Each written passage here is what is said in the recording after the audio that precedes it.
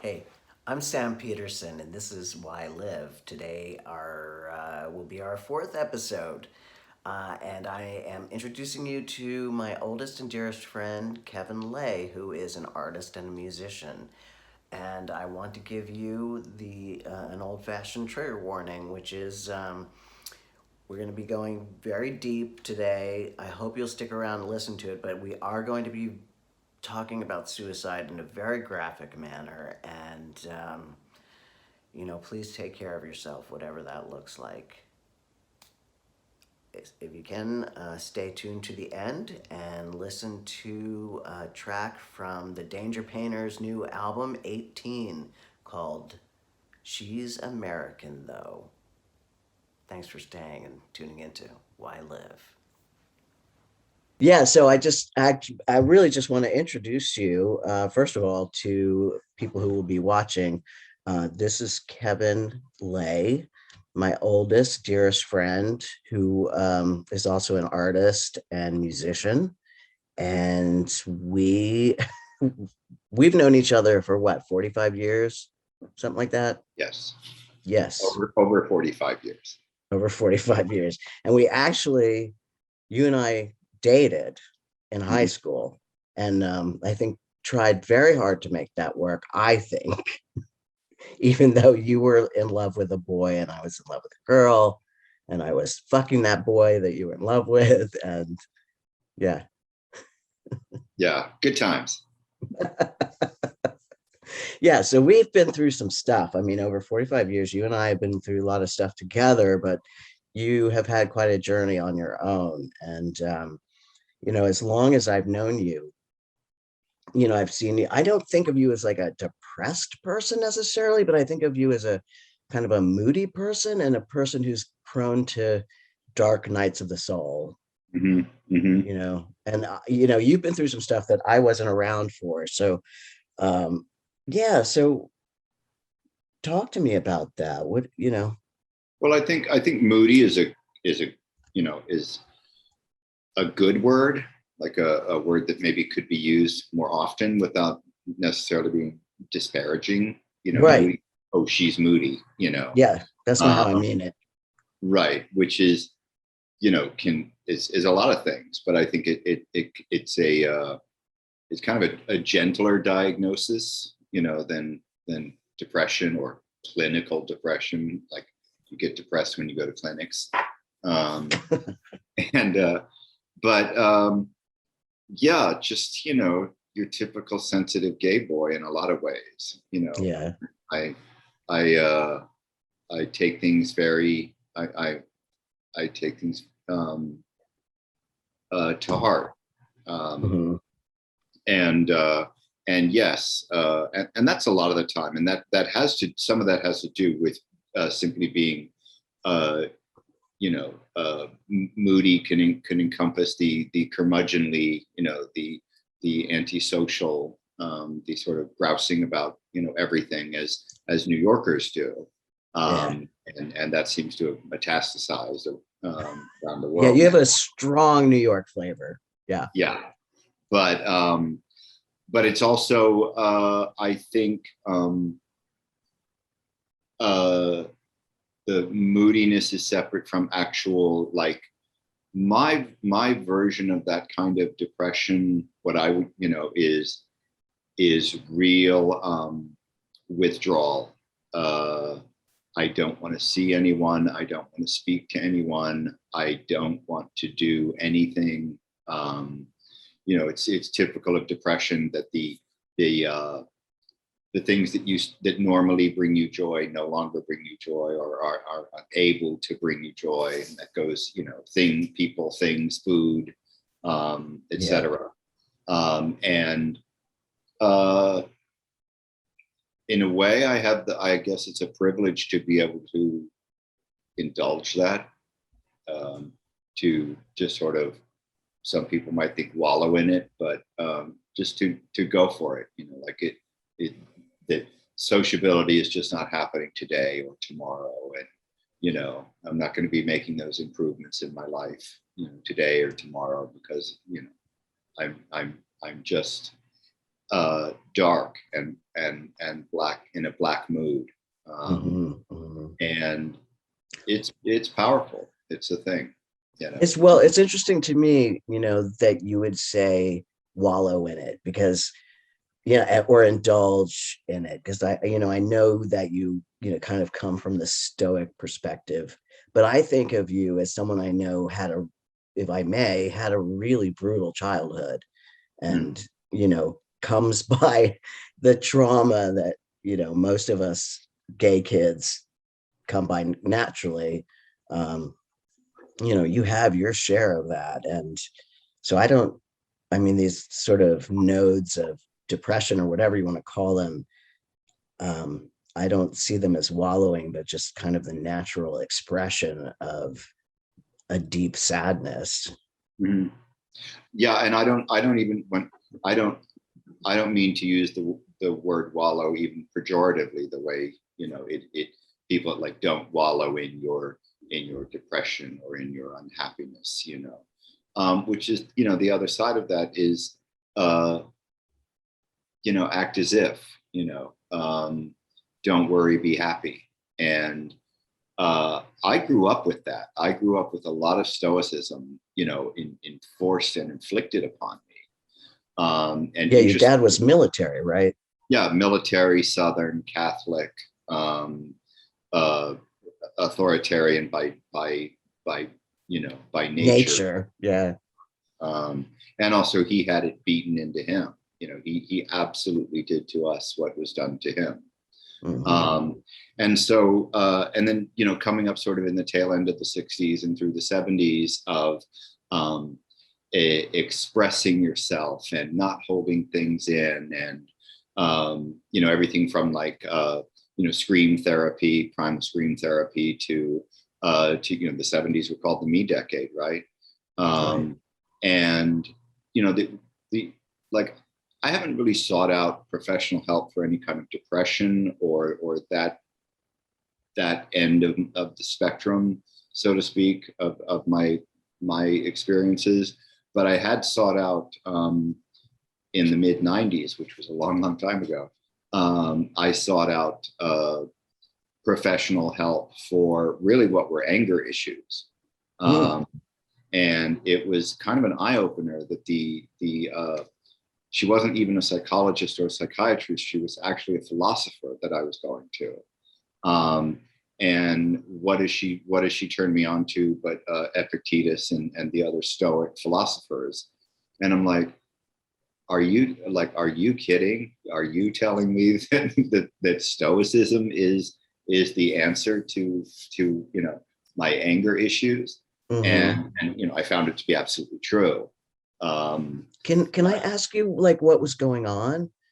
I mean, you don't have to tell oh me, yeah, but I was working at the last bookstore I ever ran, on the Upper West Side. Very very posh, very literate, literary bookstore. Really wonderful job.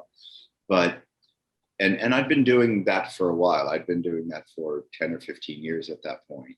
Um, and so it was just the stress of running retail, of everyone, of your staff letting you down, of your staff just not understanding the assignment, um, and and feeling so powerless about that.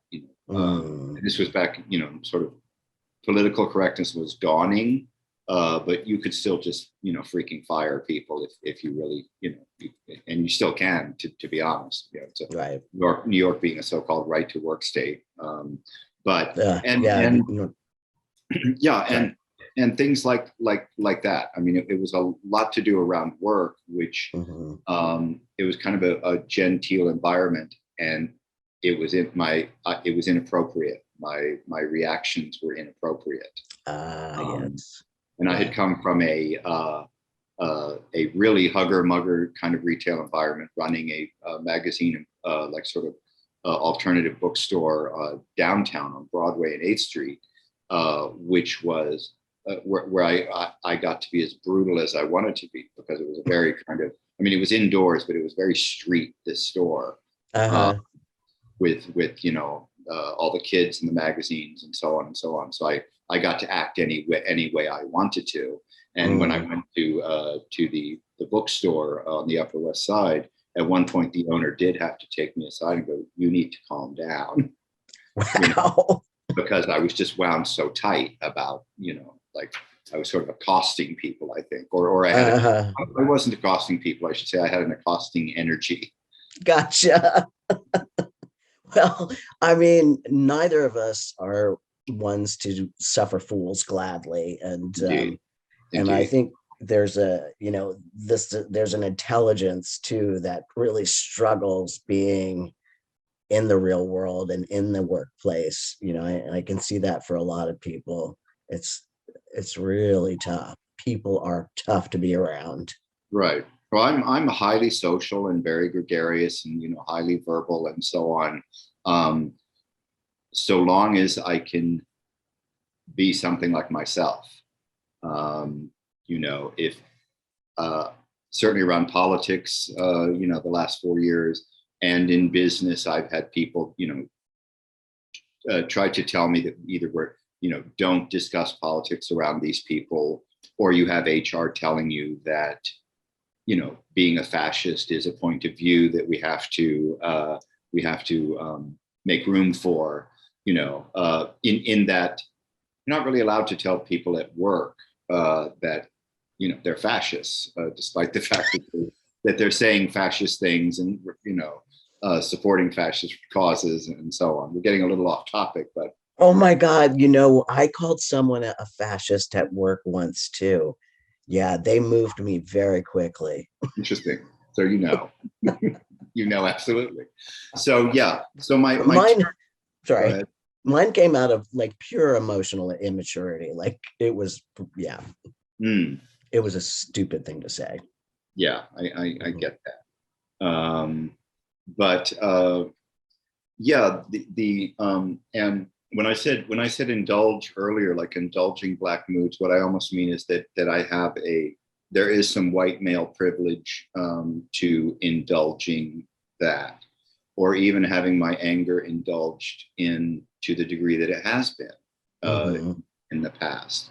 Um, to be, even to be financially secure enough to actually, which isn't, I'm not terribly financially secure, but I am financially secure enough to have taken a day off, like a so-called Or a mental week health off. day, or not quite, but Yes. and it's not a mental health day. It's it's a I'm going to crash on the couch all day or not get out of bed all day. It doesn't feel like mental health. It feels like I can't face going to work. I I need think to. that's mental health, Kevin. You can see how So I don't know, and it's these black moods are very much like despair, very much like suicidal despair that I read about. Of nothing's any good, nothing will ever get better. I can't make it better. Um, and even if I could, extrapolating out, I bring up politics because the world is so horrifying. And even if we fix, some of these problems, like the climate is going to kill us, et cetera, et cetera. And it spirals that way. It absolutely spirals to, from I'm feeling a little moody to I'm going in a black hole and nothing's worth anything. Just and I'm verbalizing something that doesn't even get that far in my thought process. Yeah. I expect this is the same for you, right? You're not laying there going, I feel like the worst, I feel more terrible than anyone could feel. I don't see any hope for humanity. It never even gets formulated like that. It's not articulated. Right. But it's funny that you mentioned this kind of Weltschmerz, because I feel like we're in a very unique time historically. I mean, you and I have been around a minute, and we're in this very unique time historically where I had this morning on my walk with Dad, my 87-year-old father, we were talking about a mass extermination event. Just this conversation, like not as depression, just this conversation. So that's happening. We are in that environment, as well as whatever's going on for us personally, there's like Right. all this exterior pressure. Right. And, you know, what do you, if, I mean, how do you differentiate these things when you have, as you and I do, a mordant sense of humor, a dystopic view of things, et cetera, et cetera. Mm, And, you know, a huge dose of cynicism.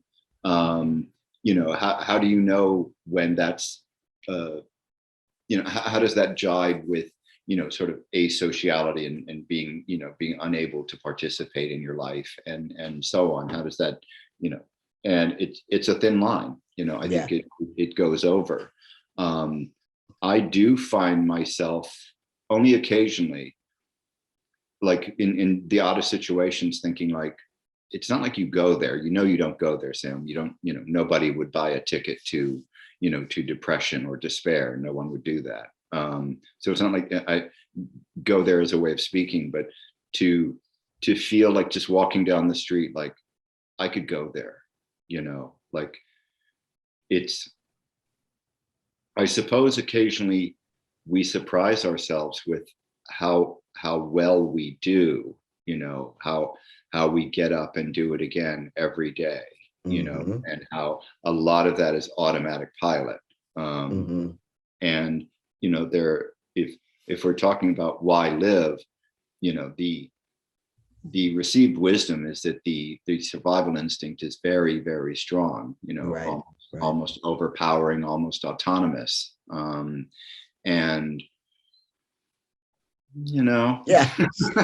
I mean, as an organism, we're compelled to stay alive and even reproduce. And um, for me, like, I just have found myself really focusing on the day.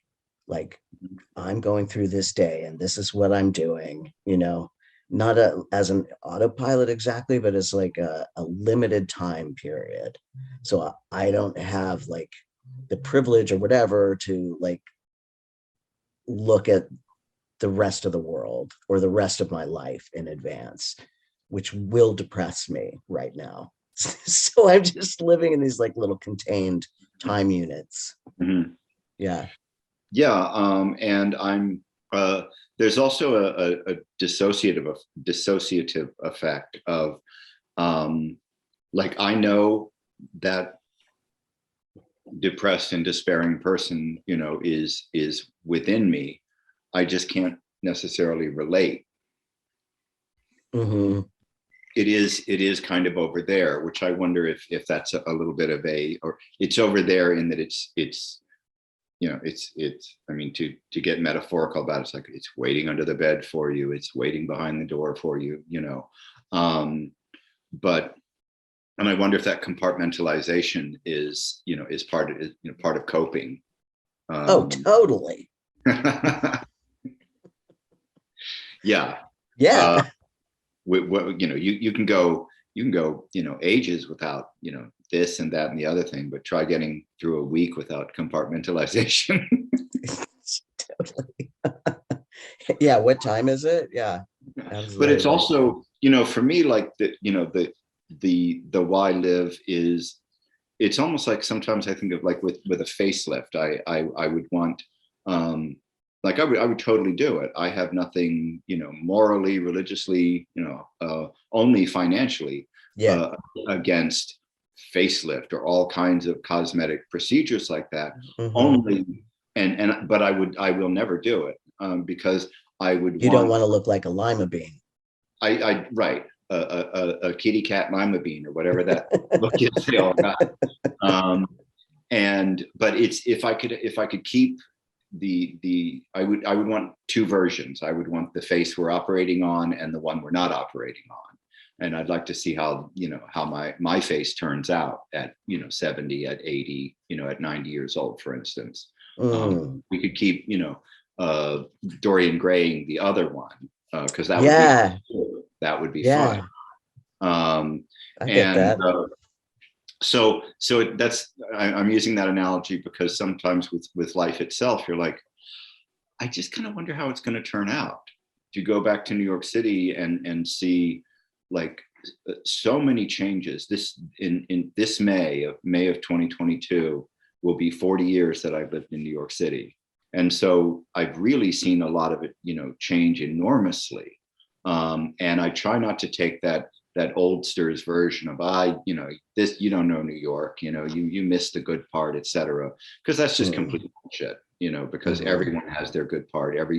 I encourage young people who are interested in what I have to say. There are a lot of young people that are keen on the 80s and keen on the 90s, and they want to hear what it was like. And you tell them about it, but I also tell them, whatever you're doing, with your friends and at your bars and your performance spaces and all of that jazz, that's important. Take pictures of that. Remember that, because because it's historic. Yeah, it will be your history. So for me, there's like, there's a part of me that definitely wants to see how more of it turns out. I mean, like, let's live to 110 and see how that turns out. I mean, that's on the other hand, quite honestly, the concept of like 50 more years of living, you got to be freaking kidding me, and I would shock people that I've worked with and whatnot, especially parents of young children. Somehow we would get on near this subject, and it would come up that I would say, I just don't think I'm as in love with life as you are, and people that I would say that to would find that shocking. Yeah. And it's to look at life as this gift that you've been given and that you have to make the most of, and so on, is putting an awful lot on that that is purely a function of being born. And I think that's some of what maybe sets us up for for some emotional failures, is that any other vision except that life is a gift that we were given and that we must make the most of. It's like the right to lifers, like investing all this magic in this like completely random chemical event, this biological event of cells uniting and making a fetus, like the importance that's placed on that event. You're right. There's this push to have your life be this thing, this event of and the best you. And and like exactly the moment we're having now of being the best you, of living your truth, of making sure that your story is being heard. There's a lot of good in all of that, and it's also a real panacea for and a gloss over real struggling and real pain that's happening with people, that yes, can be their truth and can be expressed as part of their story and so on. That would be the good part. But I think all of that sort of I think the sort of self-actualization movement, it does gloss over, I mean, a lot of pain that people might be feeling, because it really is just another version of life as a gift that you must make the most of. Well, and it's gloss in and of itself. It's like there's this like great to do this thing, like to tell your story or share your trauma or something becomes elevated into this heroic thing. It was just a total gloss. It's it's just not that. Right. And what if you don't have, what if you're not a storyteller? And what if you're not like particularly outgoing and in some way that makes you feel like you're sharing your truth with the world? You can, which is most people, I think. I don't know. I think so too. Yeah. I'm lucky enough to, I'm a songwriter primarily these days. And when I look back on, a glance at my lyrics are, these are sort of downish. There's a lot of regret and a lot of loss, and a lot of ambivalence. Huge ambivalence, which takes us back to this, like, life. Ask me any day. And you might get a different answer. And I think another tiny aspect, and this is something that I think again, when you're in a black hole, you don't necessarily verbalize these things or chalk them up in this way, but somewhere in the mix there is you and I know a lot of people, and increasingly as a function of age, but when we were younger, we knew too many people who had died. For people in their 20s who were not, involved in a world war of some sort, to lose the number of friends we lost was, its own kind of trauma. And I do sometimes think, and you can tell me if this is corny or not, but I do sometimes think about how they didn't make it and how I need to, Mm. when Mhm. I think about the people who lost their lives to AIDS and to drug overdoses, things that Mhm. no one should lose their life to. Mhm. It sometimes makes me think. I can see an argument for having a duty to keep living. That's interesting you say that, because I sort of feel compelled. I maybe attach it to recovery, but like I know we in the recovery community, we just lost another guy, and it happens like once a month, and they're usually young people. And yeah, I do have a sort of like, I just got to keep going, for these people. Mm-hmm. Like I think of like Chris, our friend Chris, who was Mm-hmm. our drummer in our band, who, what was he, in his 20s when he overdosed? Yeah, absolutely. Early 20s. Yeah, such a great guy, and so smart and creative. And I do feel like, yeah, I got to move forward for Chris. Yeah, and it is kind of cliche and corny. Mm-hmm. Absolutely. But I think it works. I mean, it's just part of the mix, because Mhm. I'm trying to think as I speak to you, Sam, of there is no moment where you get up off the couch, so to speak, and say, okay, enough. And I've given myself enough sort of positive reinforcement and aphorisms and whatnot, Mhm. to get me out of my depression, to get me Mhm. out of my despair. So I don't know what I don't know how that happens exactly. Mhm. Usually, I think some sort of obligation, you know, rears its head. You Mhm. can't stay out of work forever. Yeah. You're running out of clean clothes, whatever sort of like quotidian kind of thing that's going to like bring you, pull you back Mhm. away from that. Mhm. Mhm. But I think too that, and it's not an on and off switch, is it?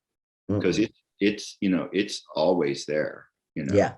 Yeah. It's in, and I feel like you could give up the ghost so easily. And we're also we're old fashioned homosexuals in that we don't have children. Right. uh, I get that argument very, very clearly. If you And yet, and yet, right. I woke up this morning and, my monster cat came in to wake me up, and I was like, oh my God, I love him so much. Like, he gives me so much joy Yeah, every day, yeah. and My dog is there. I thought of that, in coming to this. I was like, well, Ruby's she's 3 now, so she could live another 10 or 12 10 years. years. Yeah. Yeah. So like, okay, like, have I signed up for that? Like, did I Kind inadvertently of. sign up for that? Yeah. And so we don't leave so many people behind. If in a suicide scenario, uh, you know, so much of my family is already deceased. I am married, but we don't have kids. We do have the dog. Because I think that's often that's a part of that sort of sub rosa conversation is what happened, like what would happen if I literally pulled the trigger, what would Yeah. happen. And unfortunately, for this is when your New York cynicism comes into play, where it would just be another day is what it would be, except Mhm. for my husband and a handful of other people, you know. Hmm. And even then, you know, outside of them, it would just be another day. Yeah. Uh, And eventually it would be another day for them. mhm. Yeah. Yes, exactly. And Yeah. I look at, you know, I look at all the celebrity suicides that, you know, have been, uh, you know, kind of devastating, and whether they're, you know, I don't mean to count, you know, accidental drug overdoses in that, you know, but people like Chris Cornell from Soundgarden, people like I forget his name exactly, the fellow from Lincoln Park, Chester Bennington, I think his name is. And you know, these are people at the height of their career with, you know, enormous talent, you know, Yeah. good looking. They seem, you know, they Kurt seem to have Cobain, for God's sakes. Kurt Cobain. Well, he told us what he was going to do, and then he did That is it. true. Yeah. And that pain was absolutely, that's a really good example, because if you weren't drawn to that, if, or rather, if that's not very much part of what you were drawn to in his music, you just weren't paying attention, and he wasn't being a poseur with that. um Right. There uh, was in his music and lyrics that kind of chthonic thrum, that was like speaking its language to us. Absolutely. And That this those of ambivalence, us are, what's that? yeah, this ambivalence that, you know, is, oh, you know, oh well, whatever, never mind. I mean, Yeah. you know, Yeah. their biggest hit, it's right there. Right. um and uh and you think about the, you know, what do you think? You think like, that's a shame, you know, that that person had more talent, you know, that more songs to give us, more books to Hmm. give us, more films to Hmm. give us. And you know, it's like, that's kind of anticlimactic, isn't it? That's a shame, or that's too bad. You know, that's not much, you know, compared to, you know, the act of suicide. Well, I mean, that's the sort of narrative you say of your thinking that by killing yourself, you're there's going to be some glory afterwards. Oh, I know, right. I So, mean, you know, I mean, is there going to be a commemorative box set when, you know, when I go? You know, I don't think so. And you know, I envision a pretty good party though. At, well, we, you know, as you know, we've done. You and I participated in a memorial concert for a friend of ours a couple of years Susan, ago, yeah. Susan Hmm. Montford, and that was fantastic. But it's going to be a case of diminishing returns. Who's going to be left to play whose music in the future? You There'll know, be one guy with a cello or something. It'll be somebody's kid. and you know, so like all that's in there. But if someone was to ask me, like, you know, like the concept of loving life, I guess Uh, is a little, it's too specific. hmm. You know, I can't, I don't know what that means exactly. Hmm. And I don't know what people mean when they say it. Hmm. Um, and you know, if your idea of paradise is, you know, is Tahiti and your feet in the water, and you know, just a real chill existence in a really beautiful place, you know, it's like, I could love that, but I don't know that means you love life.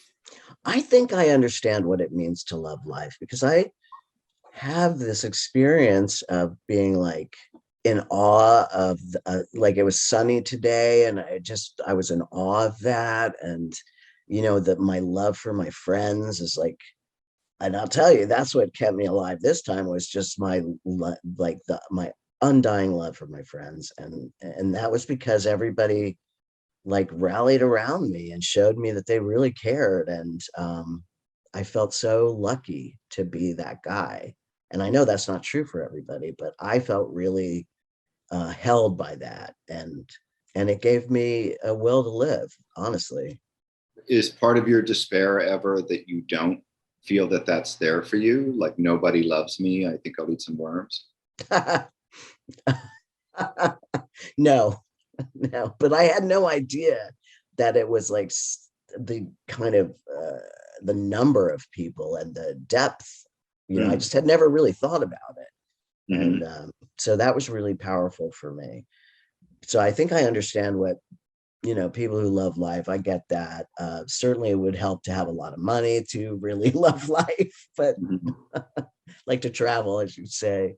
But then there's, we keep going back to this kind of parallel thing, which is that there's this, I love my cat, I love my dog, I love my husband, I love this and that. And then this kind of like whatever, because I feel like I could travel anywhere in the world and feel like I've done this already. Mhm. You know what I Mhm. mean? There's Yeah. no experience that I could show up for the rest of my life that I could say would be unique. That's how I feel. And yet that seems illogical, like, because going to Nepal or something is, apparently its own majesty, going to, the Antarctic or places in Peru. Yeah. And so what is it that you're carrying with you that makes that meh? It's I have the sense that I pretty much know what that experience would be like, and that I've had that experience traveling already. Um, there's some expectations, and I think it's like, you know, I would enjoy it, but I honestly don't think in this thought process, this track, like there's other tracks, but on this particular track, I feel like I've had a lot of life in the 61 years I've had, like more life than a lot of people. And there's nothing remaining. Interesting. Yeah. Huh. I'm a little surprised to hear that. Yeah. Um, do you think that I mean, I believe that we're officially old, over 60, but, certainly encroaching old age, older age. How does that tie into, these sort of diminished expectations, as the old saying goes, we're at a stage of life where we're doing things for the last time, not for the first time. Right. And how that, I mean, a lot of people of sort of, stout and hearty and happy disposition are thrown by old age. Yeah. It can be depressing as hell, I think. Hmm. So I'm mindful of that, Yeah. um, Yeah. because I already don't like, what's going down, you know, Wow. um, and seeing, having I I have friends that are much closer to 70 than they are to 60. Uh-huh. And I have a number of friends who are, over 70, and I have some friends who are in their 80s, and these are Hmm. like friends of mine. Yeah. Um, Same. and in many cases, it is dispiriting to see what people go through. Mm. Uh, I The have a health friend of mine, stuff. the health stuff, and the, even the familial disenfranchisement that can continue, uh, Mm. you know, Hmm. um, as parents die and people are left out of wills, and families get fractured all over again at our Yeah. age. At Yeah. our age, geez, Right. I know. that's depressing. It is Um, depressing. and certainly, seeing older people that are not smart or wise by any kind of metric, is depressing. To see someone, and I'm interestingly, I'm kind of circling back, but to see someone who wasted their time on this earth, not learning a damn thing, because I do value education, I do value reading, and I do value, the experience that art brings. Mm. And when you see someone who just hasn't valued any of that, in any Hmm. way, and now Hmm. increasingly in our culture, active and intentional ignorance is some kind of weird badge of honor. Yeah. Uh, that is depressing. Yeah. Uh, and so, yeah, and yet I've wondered. I do see I do see friends who are faced with especially health challenges. When I see them deal with it and, take it in. And I guess essentially are being positive and proactive about it, depending on the scope of their of the affliction. I wonder if I would have that kind of dedication to that. Yeah, but as you say, and I the people that I've been talking to before we talked, there's a unilateral agreement, which is curiosity, like I'm still curious and I want to know what's going to happen. How's this going to play out? What's going to happen? I'm interested in art. I'm interested in technology. I'm interested in fashion. I want to know what's going to happen next. Right. Yeah. I agree with that. Mm. That's what I was saying, of wanting to see how it turns out. Yeah. And a real life analogy was a sort of little community fight in the West Greenwich Village of Manhattan over these new glass towers going up on the west side near the river. Because it's all these low 19th century buildings over there. Yeah. And of course, the towers went up. They've been there for about 20, 25 years now, these new towers. They've completely, they look fantastic from an aesthetically speaking. They're these three glass towers designed by Richard Meyer, the architect. They make the 19th century buildings look better, and the 19th century buildings make them look better by contrast. What occurred to me when I saw this was, oh, wow, that argument was a long time ago, and those buildings are 20, 25 years old now. What's going to be the next, sort of NIMBYism or the, community uproar over something eclipsing or not fitting in, not with the 19th century buildings, but with the three glass towers now. Yeah. And yeah. When I had that thought, that's something that sort of projected me into the future. And it's like, I want to live to see that happen. Right. Yeah. Now that is a reason to live, as far as I'm concerned. Seriously. And then, as far as, music, fashion, art, etc.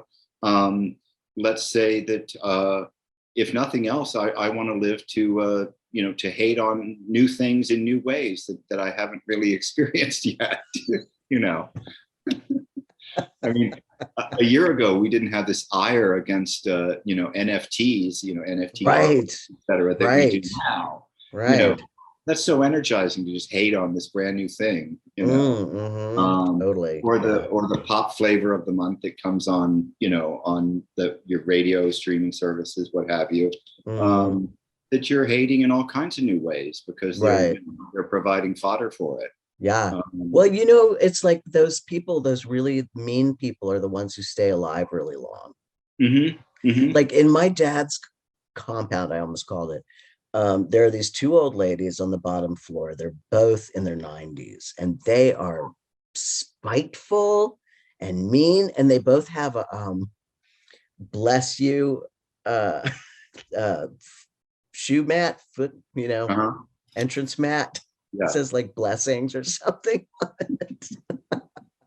And they are just, they're alive with meanness. Like it just fires them up, I love that. That's fantastic. Yeah, it is fantastic. I love to see it.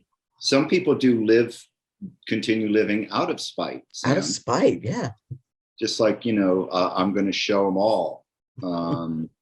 And that's, and what we're kind of talking about is almost like these these little tricks or these little arrangements that we make with ourselves, moment by moment or what have you. But it's beginning to seem like it's a little trick of the mind.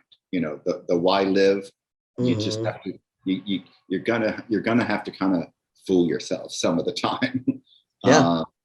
Because on the face of it, and we've seen super curmudgeonly individuals, really, who can really break it down as to the railing they would give God if they became face to face with that entity, and the railing that they that they give the entire human experience because of, you know, of the absolute, you know, awfulness that we can do, you know, in you know, really large ways, and in all the really small ways that we do, you know, how irredeemable human beings can be. You know, there are people that do a really fantastic job of breaking that all down and spitting Or that somebody like Christopher Hitchens, you know, I could all. think of, but Hmm. you know, of course he died early. Hmm. Yeah, and he's a case of where, you know, like that kind of curmudgeon, you know, and super intelligent curmudgeonliness, you know, it's not going to keep you alive if you have cancer. If you're Uh, an alcoholic, I would say. True. I mean, he was a uh, a bad candidate. But yeah, it's. I mean, there can be no conclusion, you know, for this sort of ongoing little little trick that we're doing all the time. But there, it is a trick, and it's very useful to know this, Kevin. I think I really appreciate you bringing this framing it that way, because I was just thinking about my uncle who died of alcoholism, for instance, and how, back to your earlier narrative, there's a piece of me that's like, I'm not fucking going out like that, you know, Hmm. just like, fuck you. I'm not, you know, you're not getting me that way, you know, I'll show you. And I just like stay alive just to like fucking beat my disease or whatever you want to call it, you Right. know. Yeah. Well, you know, my brother passed away from COVID. He was 8 years older than I am, and he passed away in 2020, April of 2020, and he was in a nursing home having suffered, you know, a massive, debilitating stroke, um, where, you know, he was living just to exist, is what he was doing at the time of the stroke, um, and he was not taking care of himself, and he kind of stroked out over the course of 3 days while he continued to sort of party Mm-hmm. with alcohol and other drugs, you know, and he knew what was happening. And so when I saw him in the hospital, you know, he got worse and worse with it, you know, with his thinking, but he was still somewhat lucid in the beginning, and he was in the nursing home for about 5 years. But when I asked him in the hospital, you know, immediately following the stroke, I said, "What did you think you were doing? Like, what did you think was happening to you?" And he said, "I thought this was happening to me." And I said, "Were you trying to kill yourself?" And he didn't answer yes or no, but Mm-hmm. he just sort of like looked away, Mm-hmm. um, because I think once he knew he was having a stroke, he Mm-hmm. knew this wasn't going to be good for him, and so he thought what he thought he would do is do himself in. Mm-hmm. You know, I don't know anyone else who parties through a stroke for 3 days, Yeah. but that's what he did. Yeah. And so he there was a decision made that, and then it didn't pan out for him. Death did not pan out for him, Mm-hmm. um, and that's another part that never, you know, never gets mentioned. I mean, most suicides fail. Yeah. Um, That is true. That and is statistical. yeah, and it's not a question of did they mean it or not. It's Mm-hmm. it's just that it's harder than you think to, you know, to do with anything like 100% accuracy. Mm-hmm. You know, and I think that scares a lot of people. And to be honest, there's a part of that scares me, um, Mm-hmm. because you don't want to be in a vegetative state because you didn't quite take enough sleeping pills. No, you Uh, need to be like Jeffrey Epstein, have someone do you in. right. Or and you don't want to be like, you know, Lupe Velez and, you know, take the sleeping pills and then sort of Uh, change your mind and, you know, yes. trip and, you know, crash your head into the toilet on the way, Toilet. uh, Mm-hmm. die with your Totally. head in the toilet. Yeah. Or Elvis. Speaking of toilets. Yeah. or, you know, shooting yourself in, you know, eating your gun or eating Oh, someone's, and just blowing part of your face off. Oh just my doing God. part of it. So No, all of thank you. yeah, and clearly we've given this some thought. Well, you know, I'm not, you know, in any sort of suicidal state now, but I just learned about, I mean, this isn't should be news, but there are, websites that are devoted to telling people how to kill themselves, Mm. and apparently, the contentiousness about it is that they're encouraging, so there are a lot of new ways out there that are available to the people thanks to the internet.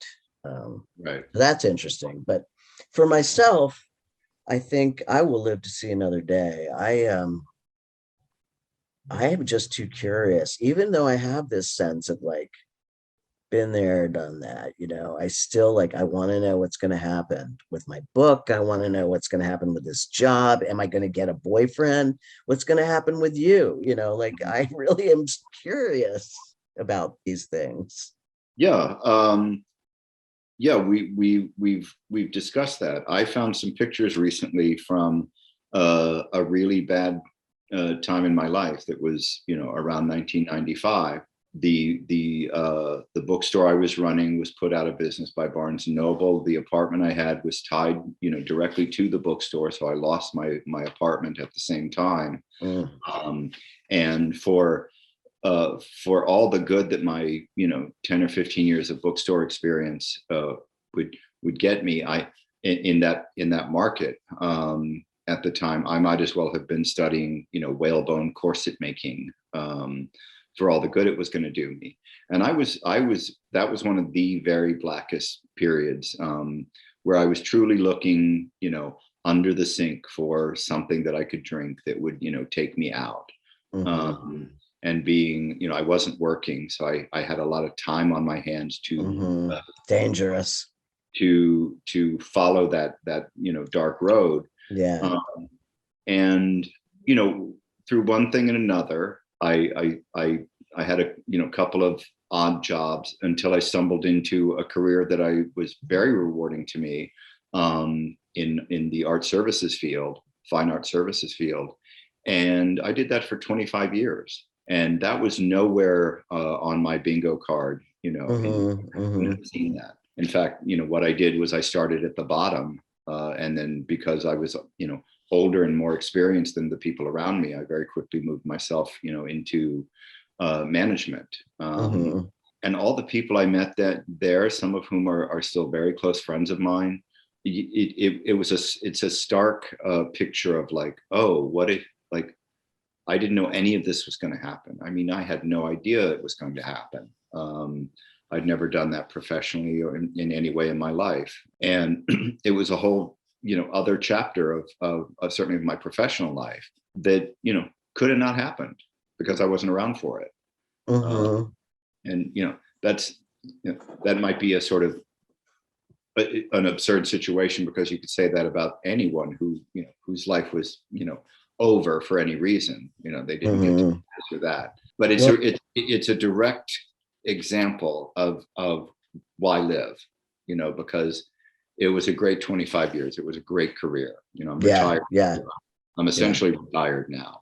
But it was, Right, I feel like I wouldn't have missed that for the world. That was a lot of fun. right, right. Saw a lot of Well, great art, you etc. know, I yeah, no, I get that. Like just this morning, I was watching a show, and Taraji P. Henson was on it, and it was a drag race, and she was telling the queens that a no was not the worst thing to hear. And I think about this in terms of suicide. She was like, that no that you got, you were turned down for something, you lost, you lost the contest, somebody told you no, like amazing things can happen from that no. Like it might drive you to another direction, exactly like we're talking about, or you don't know what's going to happen, and it could be the thing that's the thing, you know and if nothing else, it certainly like makes you more, it enhances my creativity and drive to be told no. So I'm thinking of depression in those terms, like no. Right. Yeah. Right. Yeah, you don't have to, you don't have to buy any of that, self-actualization or affirmation, and life is a gift. You don't have to buy any of that to say Mhm, no to the alternative. you know mhm. as we say, not today. Mhm. And maybe that's enough. And frankly, it feels like that's what people have done for, since the beginning of time. Yeah, Not yeah. today. Not today. We get up and we try again. Yep. Well, I really appreciate you spending time with me, my friend Kevin. My I pleasure, love you Sam. so much. Yeah. You Do you too. have anything you want to say or share with the people, or tell them what you're up to and where they can find you or whatever? I'm most active in a band called Danger Painters, which is a small group of us from the original punk rock new wave scene down in Washington, D.C. some 45 years ago. Mwah. And our music is all over, Spotify and Mhm. Bandcamp and Bandcamp. Mhm. Apple Music, I believe. I forget the platforms it's on, but I believe it's out there. Danger Painters. We're working on an album. We work on an album every February as part of the RPM challenge. So I'm in the middle of that. And and art can be a reason to live, because if I hadn't, like, I'm very proud of the music that I'm making now, and the lyrics that I'm writing now, and the way that I'm singing now. And I had to go through all of that to get here, Mhm. so that's, that is rewarding to me. Yeah, Creating a body of work. I know you feel the same way. Writers write, absolutely. writers sing. I do, art for art's sake. I do think, art and the aesthetic experience can be a reason to live outside of all the rest of, humanity and its crap. Mhm. Amen, brother. Amen. All right. Well, I'll let you get to your day, but thank you so much. I really appreciate it. My pleasure. Take care, Sam. Bye. Fabulous. Can you hear me? Can I hear you? What are you drinking? Iced coffee. Nice. Yeah. Thanks for coming and doing this with me. It should be interesting.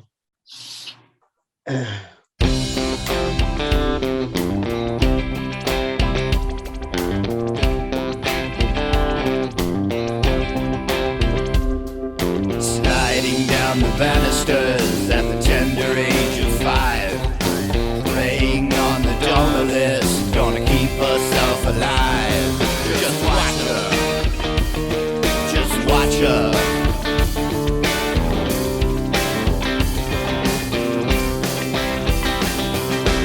Oh no, she's American though, just like her money is.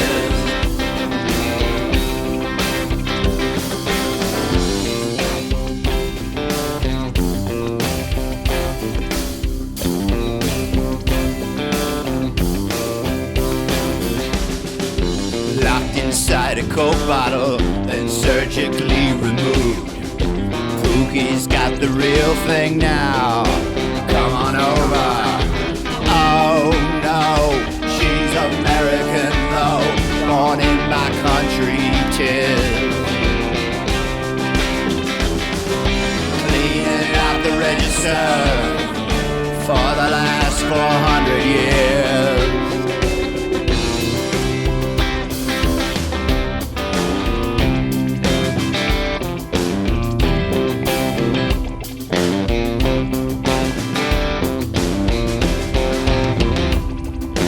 Polishing her marbles, all ripped off and removed. Pookie owns the Parthenon now. Come on over. Rubber shoulders, rubber shoulders, rubber shoulders. Oh no, she's American though, just like her money is. Witness what she's done with it. Visit anytime. Exit through the gift shop. Level up to crime. Squeezed into her orange suit, her very own creation. Rolls of bills and trolling farms. The mother of our nation.